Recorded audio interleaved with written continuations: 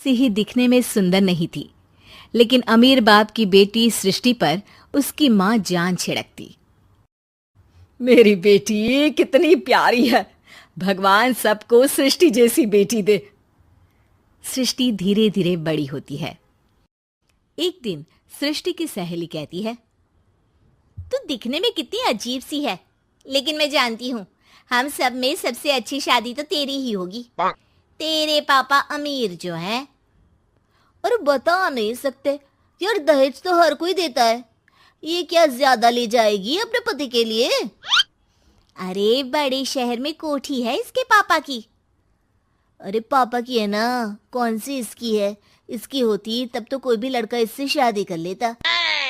अरे पापा की मतलब पापा की है तो मेरी ही है ना? किसने कहा? अब तेरी तो तब होगी ना जब तेरा भाई ना हो। वैसे भी शादी के बाद सारी प्रॉपर्टी भाई के नाम होती है। सृष्टि समझ जाती है कि उसे किसी भी हालत में माँ बाप की सारी प्रॉपर्टी को अपने नाम करना है, लेकिन कैसे? एक दिन सृष्टि का भाई शीनू कहता है, बहन क्या कर रही है? तुझसे एक बात करनी है। अरे हाँ हाँ करना, मैं तो तेरी बहन हूँ। बहन मेरी लाइफ में ना एक लड़की है, बहुत अच्छी है। मैं सोच रहा हूँ माँ और पापा से बात करूँ शादी के लिए। सृष्टि को समझ में आ जाता है कि भाई की शादी होते ही भाभी उसे एक दिन भी घर में बर्दाश्त नहीं करेगी। क्या बात है भाई, बताना कौन है वो? यार वो बहुत अच्छी लड़की है, पढ़ी लिखी है, मेरे साथ जॉब भी करती है। बस एक प्रॉब्लम है। हाँ प्रॉब्लम? क्या प्रॉब्लम है भाई?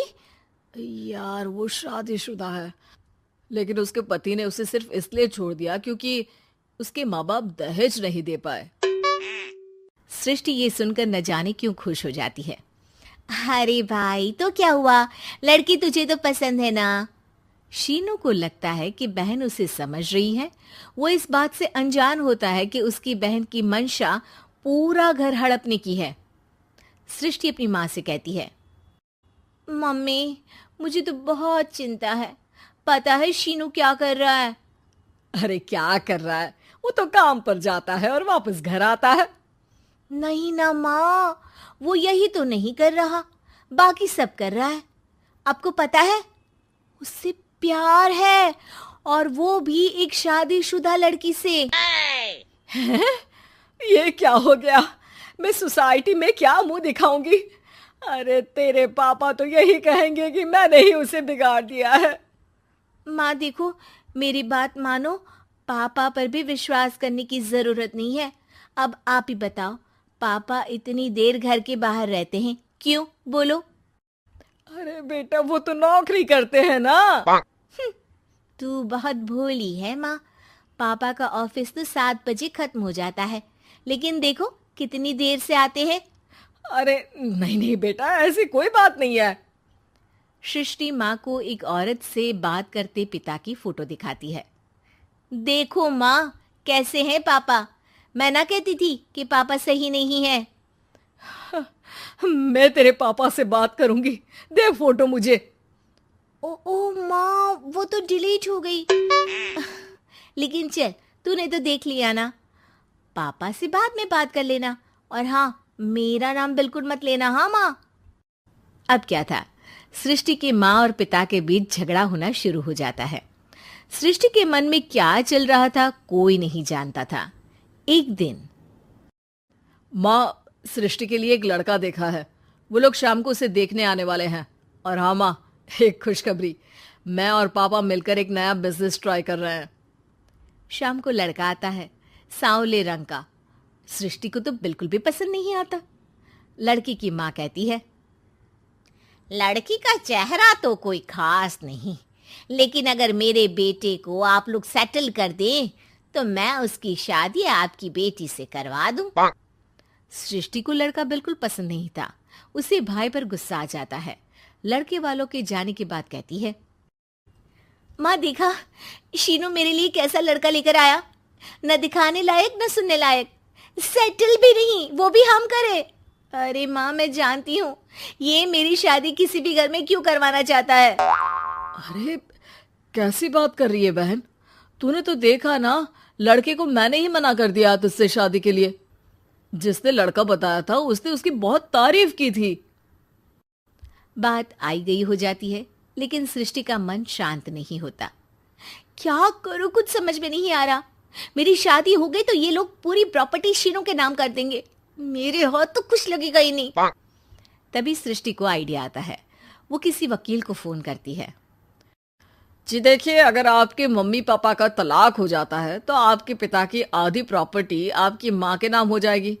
फिर उसे वो किसी को भी दे सकती है। सृष्टि अब माँ को बेटे के खिलाफ भरती है। माँ, शीनू पर नजर रखा करो। वो जिस लड़की के प्यार में है ना, वो शादीशुदा है। यहाँ आएगी, सारा पैसा, रुपया, जमीन, जायदाद सब हड़प लेगी। पापा का भी हाल तुमसे छुपा नहीं है।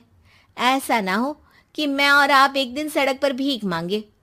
हे भगवान, मैं तो जीते जी मर जाऊंगी अगर ऐसा हो गया तो। ऐसा हो गया नहीं माँ, ऐसा ही होगा। अभी समय है, आगे का सोच लो। मैं तो कहती हूँ पापा से आधी प्रॉपर्टी लेकर अलग हो जाओ। पापा की आधी प्रॉपर्टी भी हम लोगों को अगर मिल जाती है ना, तो अगले 7 जन्म सफल समझो। बेचारी माँ बेटी के कहने पर पति से तलाक लेकर अलग हो जाती है।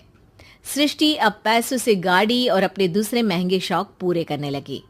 उसके दोस्त भी उसके पैसे इस्तेमाल करते। सृष्टि, कल तुम कहाँ थी? मैं सारा दिन घर पर अकेली थी।